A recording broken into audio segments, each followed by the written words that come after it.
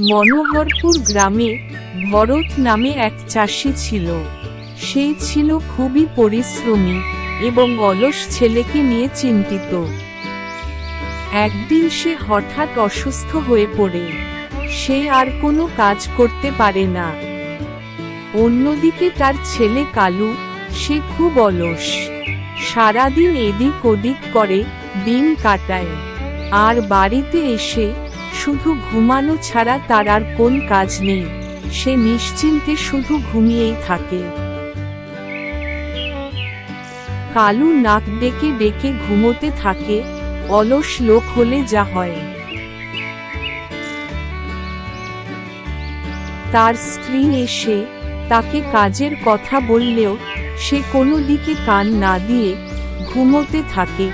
শেষ পর্যন্ত কালুকে কাজের কথা বলে তার স্ত্রী বিরক্ত হয়ে সেখান থেকে চলে যায়, আর অন্যদিকে কালু ঘুমোতেই থাকে। কিছুদিন পর একদিন বুড়ো চাষি ভরত তার ছেলে ও ছেলের বউকে ডেকে বলল, কালু, আমাদের গ্রামের উত্তরে 50 বিঘা জমি আছে। সেটাতে সোনা পুঁতে রেখেছি আমি। আমার শরীরে যে অবস্থা, আমি মারা গেলে তুই সেই সোনা তুলে নিয়ে আসিস। কিছুদিন পর বুড়ো ভরত চাষি মারা যায়। কালু তার বাবার মৃত্যুতে খুব অসহায় হয়ে পড়ে। পরদিন কালুর স্ত্রী আর কালুর মধ্যে সেই জমিতে পুঁতে রাখা সোনা নিয়ে কথা হয়। কালুর স্ত্রী বলছি গো, তুমি আর বাড়িতে বসে থেকো না। এইভাবে কতদিন সংসার চলবে? বাবা মারা যাওয়ার আগে যে বলে গেল আমাদের জমিতে সোনা পোতা আছে, তুমি সেটা খুঁজে বের করো। বউয়ের কথা শুনে কালু রাজি হয়, কারণ সোনার লোভ বলে কথা। পরদিন কালু তার ট্রাক্টর নিয়ে জমিতে যায় সোনা খুঁজতে। এরপর সে তন্ন তন্ন করে পুরো জমি খোঁড়ে সোনা পাওয়ার আশায়।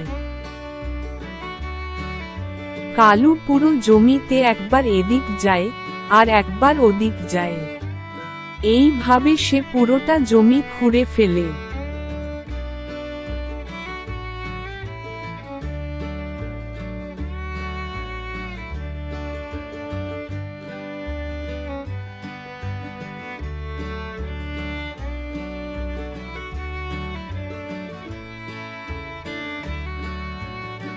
এভাবে কিছু সময় অতিবাহিত হওয়ার পর কালু হতাশ হয়ে পড়ে আর বলে, পুরো জমি খুঁড়লাম, কিন্তু কোথাও সোনা খুঁজে পেলাম না।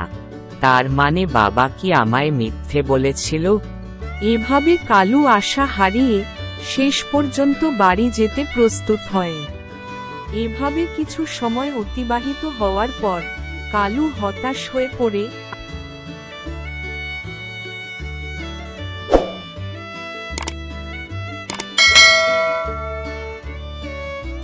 তারপর কালু তার বাড়িতে ফিরে যায় ক্লান্তি এবং হতাশ হয়ে। তারপর কালু তার বউকে বলে, আমি পুরো জমি তন্ন তন্ন করে খুঁজেছি, কিন্তু কোথাও সোনা খুঁজে পাইনি গিন্নি। বাবা হয়তো আমাদের মিথ্যা বলেছে। কিন্তু কালুর বউ ছিল বুদ্ধিমতী।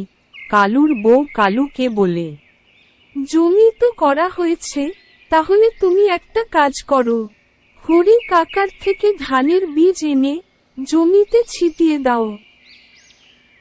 বউয়ের কথা শুনে কালু রাজি হয় এবং অলস কালু ধানের বীজ আনার জন্য হরি কাকার কাছে যেতে চায়। সেইবার অন্যান্য ঋতুর থেকে বৃষ্টিও বেশি হয়েছিল এবং কালুর জমি ধান চাষের উপযোগী হয়ে ওঠে।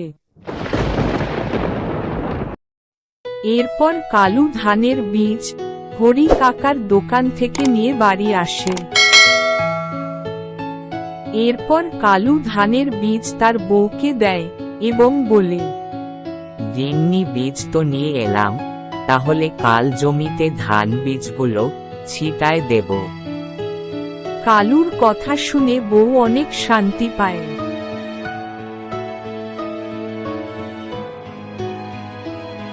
ধীরে ধীরে কালু তার জমিতে ধানের বীজ ছিটিয়ে দেয় এবং ধীরে ধীরে তার জমিতে সব স্থানে ধানে ভরে যায়।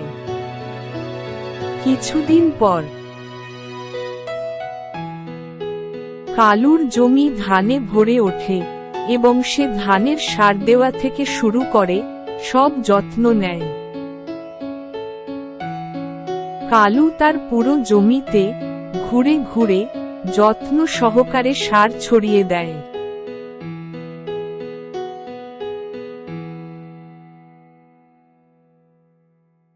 সেইবার কালুর জমি ধানে পরিপূর্ণ হয়ে যায়, সারা জমি সোনার ধানে ভরে ওঠে।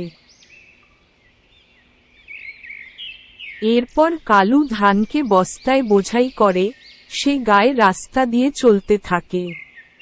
হরি কাকার দোকানে যায় বিক্রি করতে।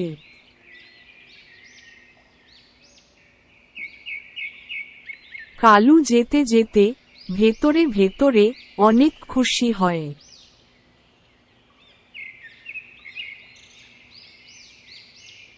এরপর কালু হরি কাকার দোকানে গিয়ে সমস্ত ধান বিক্রি করে প্রচুর টাকা পায়।